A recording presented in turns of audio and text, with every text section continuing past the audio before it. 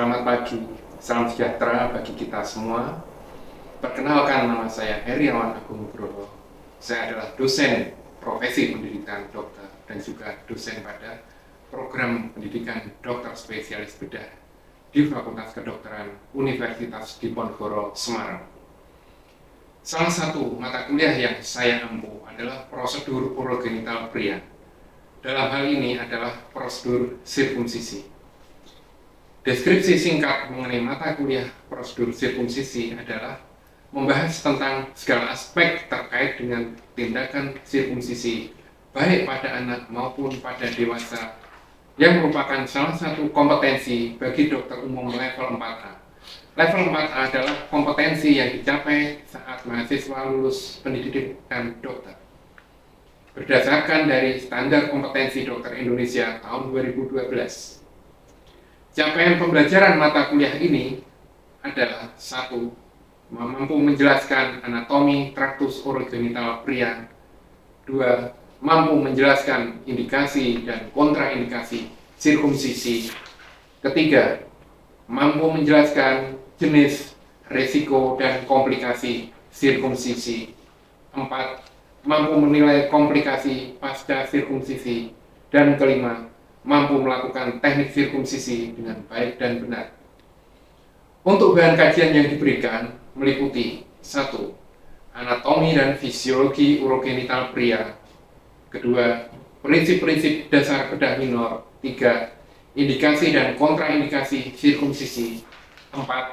Prosedur sirkumsisi. Dan 5 adalah risiko dan komplikasi sirkumsisi. Bentuk pembelajaran yang akan saya lakukan dalam perkuliahan tatap muka ini adalah menggunakan metode DIA, Delivery, Interaction, and Assessment. Delivery adalah perkuliahan yang akan saya awali dengan penyajian materi oleh saya selaku dosen dalam bentuk PowerPoint dengan referensi textbook di bidang urologi yaitu Smith Urology dan Campbell Urology. Kedua, interaction. Adalah interaksi antara dosen dan mahasiswa maupun mahasiswa dengan mahasiswa sangatlah penting agar timbul komunikasi dua arah dan suasana perkuliahan menjadi lebih dinamis dan menjaga mahasiswa agar mahasiswa tetap aktif dalam perkuliahan. Kemudian A. Assessment. Menggunakan metode non-tes dan tes, di mana metode non-tes meliputi absensi mahasiswa, keaktifan mahasiswa selama perkuliahan atau diskusi, dan mengerjakan penugasan terstruktur. Sedangkan untuk metode tes meliputi ujian akhir blok MCQ dan OSCE. Berikut ini akan saya sajikan video pendek terkait perkuliahan yang akan saya lakukan kepada mahasiswa Fakultas Kedokteran yang saat ini menjalani kepaniteraan klinik. Mari kita saksikan videonya.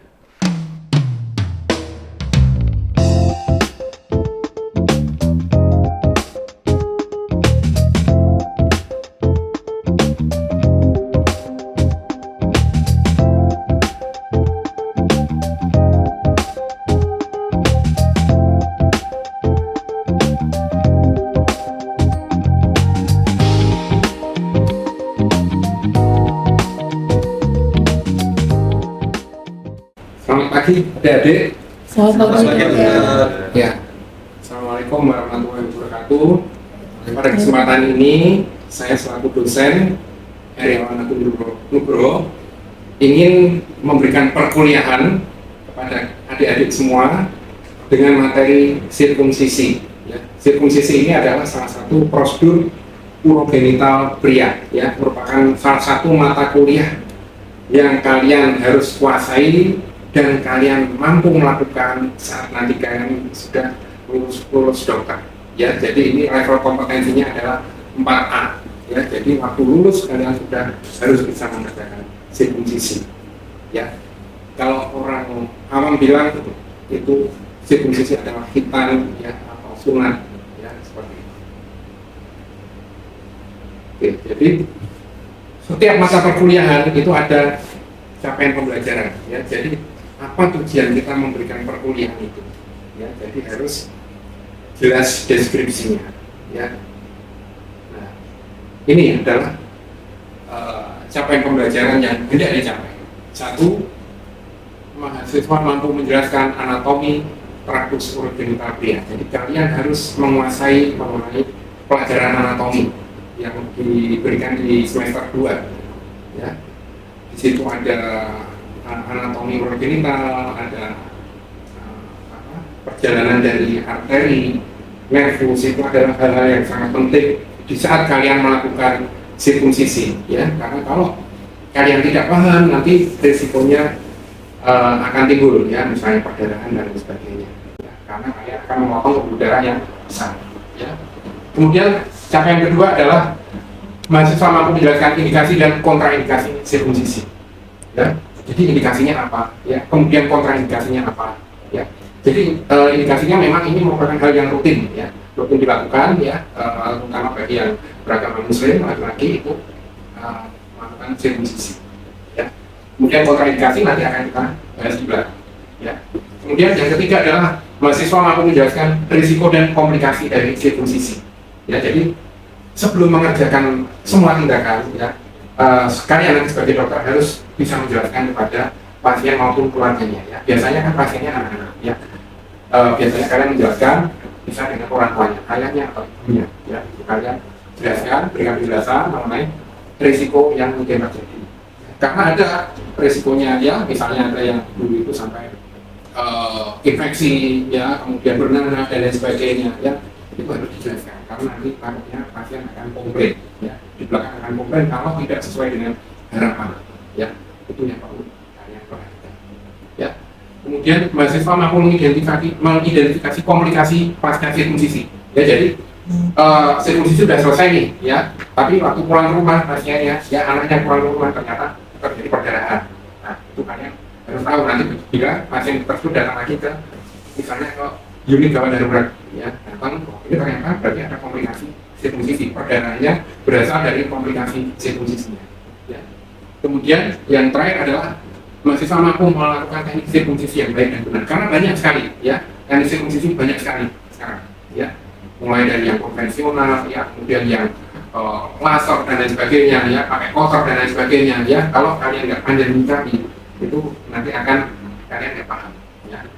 Pilih teknik yang kalian familiar dan aman buat kalian.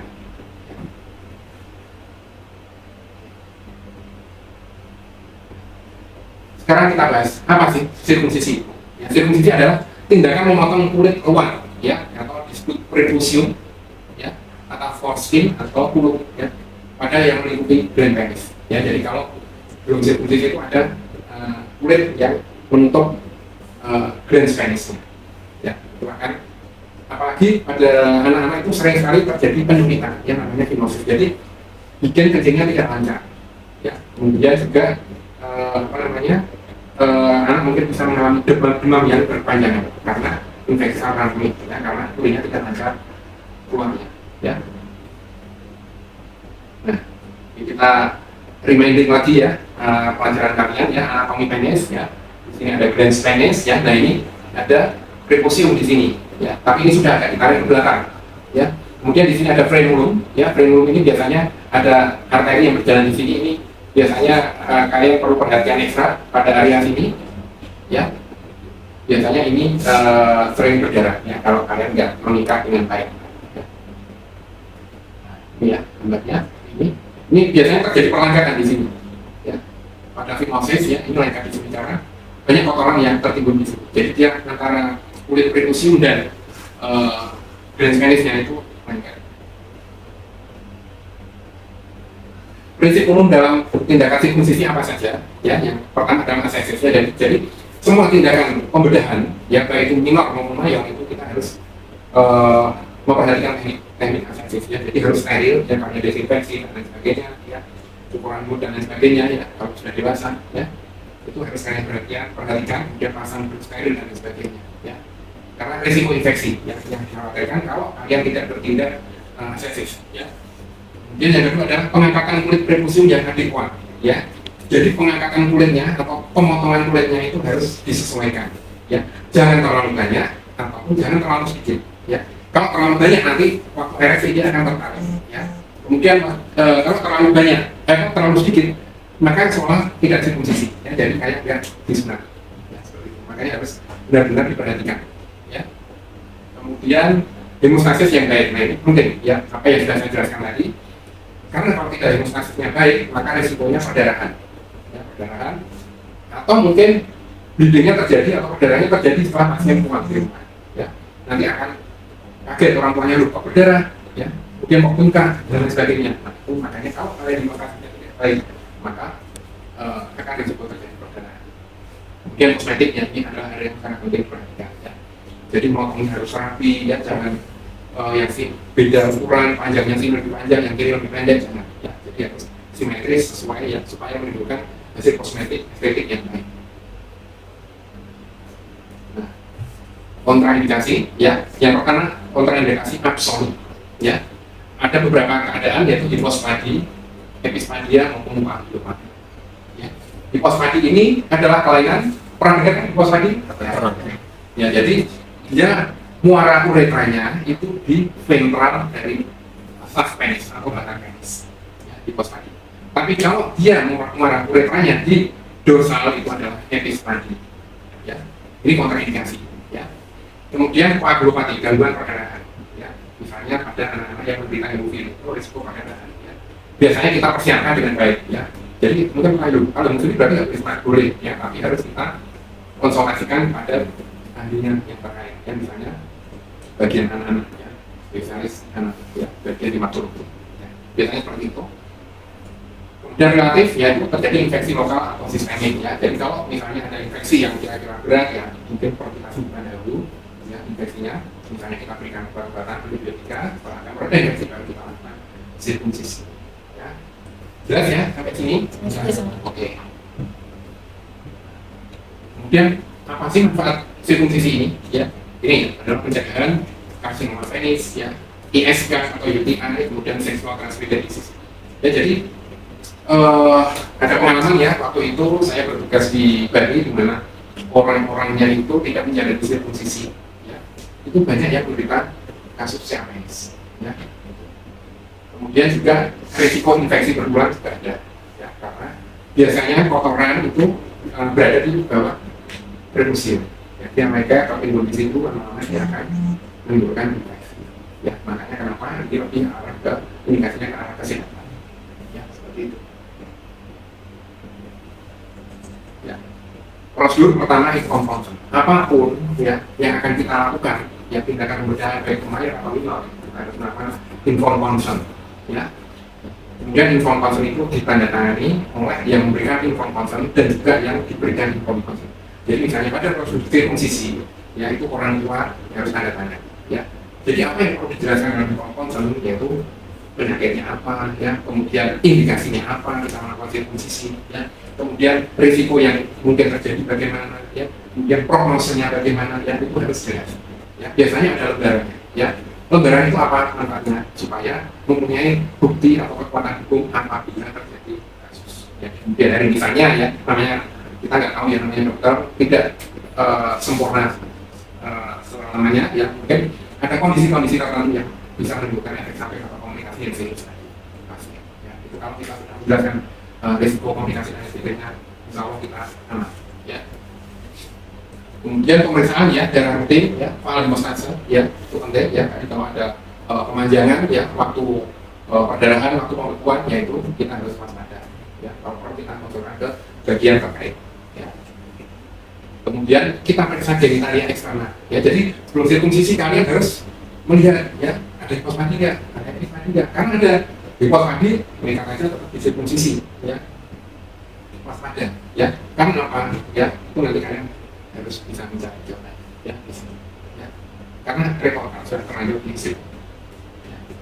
Nah, kemudian ini tindakan ACP seperti tadi saya jelaskan yang cukup manual, ya. Kemudian bersihkan sekitar area tindakan, ya, untuk mencegah infeksi dan pasang dukus steril, ya. Jangan lupa ini prinsip-prinsip ini, ya. Nah, bagaimana tindakan anestesi ini, ya? Jadi memang tindakan anestesinya kita harus melihat kasus per kasus, ya. Tidak bisa kita samakan semua. Mungkin ada anak-anak yang kooperatif, ya, jadi dengan lokal anestesi saja sudah bisa, ya.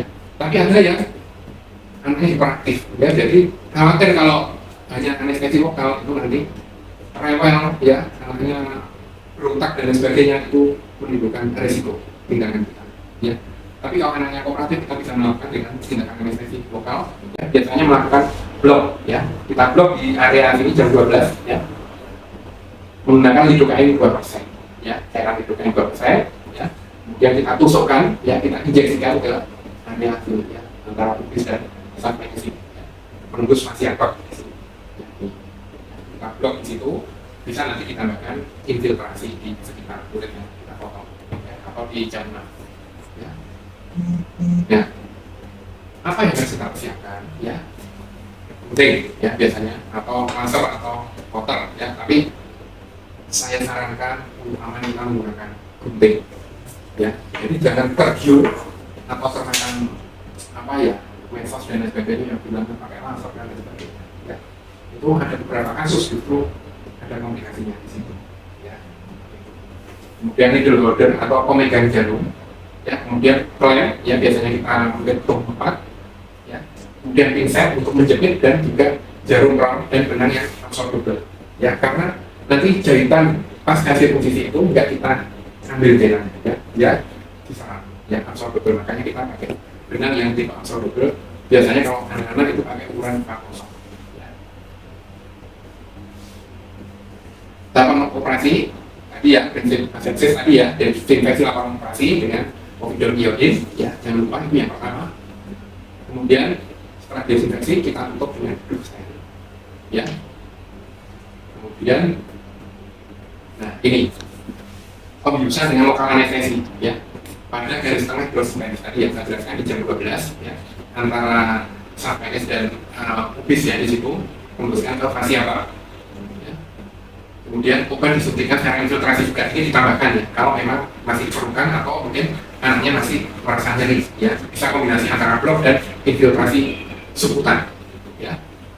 Kemudian jika ada fimosis dilakukan dilatasi terlebih dahulu, ya, karena biasanya fimosis itu lubang premusiumnya itu sempit sekali, bahkan hanya kayak titik itu aja, ya. Nah itu untuk melakukan sirkumsisi harus kita dilatasi atau kita lebarkan terlebih dahulu. Ya. Nanti ada gambarnya, ya. Nah kemudian dilakukan pemotongan premisium penis dengan berbagai teknik, ya. Tadi sudah saya jelaskan banyak teknik. Pilih yang kalian kuasai dan nyaman familiar buat kalian. Ya. Metodenya, nah kulit luar penis ditarik atau diregang melewati glans penis, ya. Kemudian kita fiksasi dengan klem. Biasanya saya lakukan di 3 lokasi, ada jam 2, jam 10 dan jam 6. Ya, pakai 3 klem, kita dibantu asisten, ya asisten membantu memegangkan klemnya, ya. Kemudian pemotongan awal yaitu dilakukan di jam 12, ya, sampai ke sulcus coronarius, ya. Nah ini yang menentukan apakah kita nanti terlalu banyak atau terlalu pendek, ya. Makanya kita pakai patokan, biasanya saya buat marker dulu di area sulcus coronarius glans penisnya, ya. Jadi pemotongan biasanya saya paskan di situ, ya. Kemudian ujung potongan difiksasi dengan backing. Jadi setelah potong yang jam 12 itu kita jahit, ya, jahit sebagai kendali, ya. Jadi kendali atau regel, ya, terus diproyek, jangan potong, dijahit, kemudian kita regel sebagai jahitan kendali, ya, nanti ada gambarnya. Kemudian lakukan potongan melingkar atau sirkuler yang merata dan panjang sesuai potongan kulit luar, ya. Jadi ini harus rapi, ya, supaya kosmetiknya juga bagus, estetiknya bagus, ya. Harus simetris antara kanan dan kiri, jangan yang kanan terlalu panjang, yang kiri terlalu pendek, ya. Jadi harus simetris. Kemudian jangan lupa kontrol perdarahan, ya. Jadi kalau ada perdarahan ya kita hentikan, ya, kita klem kemudian dipastikan, ya. Nah ini teknik dilatasi premusium yang biasanya pada kasus hemosis ini sempit, ya, maka kita lebarkan dahulu, ya, kita lebarkan dulu sehingga ini akan tampak glans penisnya sampai ke sulcus coronarius. Jadi harus bebas, harus free sampai sulcus coronarius, ya, ini, ya, kulitnya diretraksi, ya, kemudian ini tampak. Jangan biasanya masih ada yang lengket di sini, ya, masih ada yang lengket di sini sudah dipotong, ya, nanti hasilnya nggak habis, ya, seperti itu. Jadi harus benar-benar bebas, ya. Nah ini teknik yang diajarkan yang kita rekomendasikan adalah dorsal slit, ya, ini paling aman, ya. Ini tadi yang sempit, kemudian kita lebarkan, kemudian kita insisi, ya, kita insisi sampai sulcus coronarius, ini kan sulcus coronarius. Jadi ini diberi tanda itu di sulcus coronarius, kemudian kita potong sirkuler, ya, baik kanan maupun kiri, kemudian di sini kita jahit kendali di jam 12, ya, put tegel, ya, supaya kita mudah. Biasanya saya melakukan jahit kendali di jam 12 dan jam 6, ya, supaya mudah nanti untuk imunisasi. Oke. Nah ini ya, jadi kita lebarkan, ya, ini kita klaim di sini, kita lebarkan dengan klem atau gunting, ya, sampai ke proksimal, ya, sampai ke proksimal. Kita lebarkan di sini. Hati-hati, jangan kasar, ya, kita harus gentle, ya, melakukan membebaskan mendilatasinya harus dengan gentle, supaya tidak terjadi trauma atau perubahan pada Grange penis, ya. Nah, kemudian kita potong, ya, tadi di jam 12 kita potong, biasanya sampai ke arah sulcus coronarius. Ya, kita potong sampai sulcus coronarius. Nah, ini ya sudah buka, ya, ini sudah buka di sini. Nah, ini sudah dipotong melingkar juga, ya, sudah dipotong melingkar juga. Nah, jadi tampak Grange penisnya.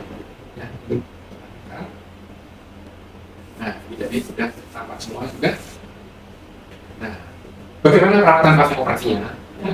Yang pertama, jangan pasien langsung dipulangkan. Ya, observasi dulu sekitar 15 menit sebelum pasien dipulangkan. Ya, ini misalnya ada kegiatan sunatan massal, ya, itu biasanya kan saking banyaknya anak yang mungkin diikuti oleh 50 anak dan sebagainya, maka kadang berburu, ya sudah, kamu selesai pulang, tapi ternyata nanti di rumah perdarahan gede. Ya. Jadi sebelum pulang harus diobservasi dulu sekitar 15 menit. Ya. Kemudian berikan antibiotika supaya tidak terjadi infeksi, ya, minimal 3 hari sudah cukup, saya kira, karena ini adalah operasi yang bersih, ya. Kemudian analgesik juga 3 hari, ya. Banyak bila diperlukan saja, kalau tidak diperlukan tidak usah diberikan analgesik. Kemudian perawatan luka pasca operasi jangan terkena air dulu, ya, selama kurang lebih 3-5 hari, ya, supaya lukanya kering. Jaga kebersihan luka, kalau habis kencing dibersihkan. Oke, di akhir perkuliahan ada penugasan, ya. Jadi ini mencari macam-macam sirkumsisinya ada, ya, yang pertama. Kemudian sebutkan keuntungan dan kerugian metode tersebut. Kemudian tugas diri di akhir heriawan@gmail.com paling lambat 1 minggu setelah kuliah. Oke, saya rasa paparan materi dari saya cukup sekian. Mungkin kalau ada pertanyaan, ya, dari mahasiswa, silakan bisa ditanyakan. Ya, nanti kita diskusi. Ya, silakan. Mau siapa dulu? Oke, selamat siang dokter. Ya, perkenalkan saya Edi Mas Aulia. Mohon izin bertanya dokter, mengapa hipospadia dan gangguan koagulopati merupakan kontraindikasi pada sirkumsisi? Oke, ya, terima kasih. Jadi mengapa hipospadi, koagulopati merupakan kontraindikasi sirkumsisi? Coba ada yang bisa menjawab tidak di sini? Ya, silakan. Izin menjawab, ya, silakan. Jadi ya, untuk hipospadi dan koagulopati tadi merupakan kontraindikasi sirkumsisi karena pada hipospadi itu nanti kulit yang tersisa akan habis untuk melakukan tindakan perbaikan uretra. Sedangkan untuk yang gangguan koagulopati tadi itu dapat menyebabkan komplikasi perdarahan pasca dilakukan sirkumsisi. Oke, terima kasih banyak, ya. Jadi betul apa yang dikatakan teman tadi, ya. Kalau hipospadi itu ada bagian kulit yang berlebih, ya, berlebih, bahkan cenderung seperti sudah sirkumsisi, ya. Bahkan ada yang mirip sudah sirkumsisi, ya. Nah itu kalau dipotong langsung sunat, ya, sirkumsisi, itu kasihan, ya, karena untuk uretranya dia harus diposisikan di tempat yang normal. Jadi harus dilakukan rekonstruksi, ya, untuk ditempatkan di yang normal, di tip dari Grange penisnya. Ya. Karena hipospadi itu bermacam-macam, ya. Ada yang ringan, ya, kemudian ada yang berat juga. Ya. Kalau dia semakin ke distal itu semakin ringan, ya, semakin ringan. Tapi kalau semakin ke proksimal itu semakin berat, ya. Bahkan pada hipospadi itu sering disertai dengan kelainan namanya korde, ya. Jadi dia kalau ereksi itu bengkok, ya. Jadi penisnya bengkok, ya, itu harus direkonstruksi juga, ya. Jadi biasanya penisnya setelah kita luruskan, namanya kan korde, ya. Kita buang kordenya, kordektomi, kemudian dilakukan uretroplasti, ya. Jadi uretranya kita buat dari kulitnya prekusium lagi, ya. Sehingga kalau misalnya pasien hipospadi kemudian dipotong sirkumsisi, ya nanti kasihan, ya, karena tidak ada yang dibuat untuk membuat uretranya lagi, ya. Jadi itu masalah. Kemudian yang kedua tadi, kenapa terjadi gangguan pembekuan darah koagulopati, terjadi kontraindikasi, ya, itu karena risiko perdarahan, ya. Risiko perdarahan itu penting, ya, karena kalau tidak diatasi nanti akan berdarah, bengkak, dan lain sebagainya, risiko infeksi dan lain sebagainya, ya. Makanya itu harus waspada, ya, kalian apabila ada gangguan perdarahan sebelumnya, makanya itu nanti kontraindikasi, ya. Jadi harus dikoreksi terlebih dahulu gangguan koagulasi, ya, sebelum melakukan sirkumsisi. Dan nanti saat pasca melakukan sirkumsisi juga harus diobservasi ketat, siapa tahu ada perdarahan, ya. Itu prinsipnya. Oke, bagus, ya. Kemudian mungkin saya buka satu pertanyaan lagi, ya. Buat saya dokter, perkenalkan nama saya Tessa Aulia Teresiana, dan saya adalah bagaimana cara melakukan sirkumsisi yang aman dokter. Terima kasih. Oke, ada pertanyaan dari Teresia. Bagaimana melakukan sirkumsisi yang aman? Tadi perlu kita tekankan, kan banyak sirkumsisi ini yang menimbulkan komplikasi, bahkan harus sampai ada yang terpotong, ya, ada yang terpotong, ada yang nekrosis hitam dan sebagainya. Ya. Jadi mau nggak mau harus dipotong. Ya. Ada yang bisa menjawab? Silakan. Ya, silakan. Perkenalkan dokter, nama saya Naraya Seta Bersora. Saya ingin mencoba menjawab. Ya. Jadi bagaimana kita bisa melakukan sirkumsisi yang aman? Yaitu pertama kita harus memahami anatomi dari penis dan juga genitalia eksternal. Kedua, kita juga perlu memahami macam-macam teknik sirkumsisi dan mengetahui kekurangan kelebihannya, serta kita harus memilih mana yang paling kita pahami serta kuasai. Dan yang terakhir, kita juga harus menyesuaikan dengan karakteristik pasien. Semisal pada anak-anak yang kurang kooperatif perlu dipertimbangkan diberikan anestesi. Sekian dari saya, terima kasih. Ya, terima kasih ya. Jadi betul ya itu. Kenapa perlu kita tekankan bahwa sirkumsisi yang aman itu harus kita kalian kuasai, ya. Karena banyak teknik sekarang, ya. Ada bilang orang laser, ya. Tapi ternyata itu sebenarnya pakai kotor atau bahkan pakai kawat yang menyala, ya itu. Jadi dipotongkan seperti itu ngeri, ya. Bukan ngeri. Kalau sampai itu tidak dipegang oleh yang familiar dengan hal tersebut, akan bisa terpotong, ya. Makanya kalau di bidang pembedahan, bidang urologi itu biasanya kita menggunakan teknik yang memang kayaknya kuno, ya, konvensional terus sulit tadi, ya. Tapi itu aman, ya, karena kalian melakukannya step by step, ya. Jadi semua serba terlihat, ya. Jadi kita potong jam 12, kemudian kita bisa melihat semua, ya. Ada teknik lagi namanya gelotin, ya. Kalau gelotin itu apa namanya? Preposinya ditarik kemudian diklem, ya. Diklem kemudian dipakai pisau dipotong, ya. Kalau sudah familiar ya apa-apa, ya. Tapi kalau belum familiar, ada yang belajarnya terpotong. Jadi diklem itu kan blind, ya, nggak kelihatan blendnya gimana, atau mungkin blendnya belum bebas sama sekali. Makanya tadi teknik yang saya jelaskan lagi adalah membebaskan blend penis sampai ke sulcus coronavirus sehingga tidak ada peletakan lagi. Ya. Takutnya waktu kalian klem tapi masih ada peletakan, blendnya tertarik, terpotong di situ. Ya. Kemudian anatomi juga kalian perlu kuasai gimana vaskularisasi dari penis. Biasanya itu yang sering menggunakan perdana adalah yang kejam 6 tadi. Ya. Itu berjalan arteri yang cukup besar, ya, makanya biasanya di area itu kejam 6 itu dilakukan jahitan angka 8, ya, fibroides, ya, itu supaya dia menghentikan perdarahan, ya. Sebelum kita potong kita jahit dulu, ya, jadi yang tidak terjadi perdarahan karena biasanya dia menyemprot, ya. Pembedarannya itu kalau langsung kita potong menyemprot, ya. Kalau sudah kerja tidak apa-apa, tapi kalau masih awal, ya, panik, bikin diri itu masih panik, ya, waduh menyemprot, nanti malah kacau semua, ya, seperti itu. Oke, saya kira perkuliahan kali ini saya cukupkan sekian. Terima kasih atas kehadiran kalian. Ya, jangan lupa untuk mengumpulkan tugas tadi. Kemudian kalau ada perkuliahan nanti kita akan bertemu lagi, ya. Sampai jumpa pada perkuliahan yang akan datang. Terima kasih. Assalamualaikum warahmatullahi wabarakatuh. Waalaikumsalam warahmatullahi wabarakatuh.